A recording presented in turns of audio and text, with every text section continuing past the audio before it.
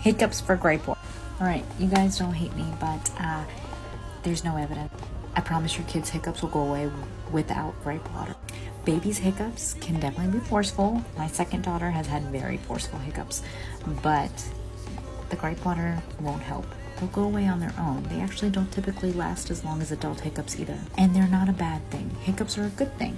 Hiccups happen when their tummies are full. So if you want to use gripe water for your baby's hiccups, go right ahead, but just know that it's not really going to do anything. They were probably going to go away at that time anyway, even if you hadn't used the gripe water.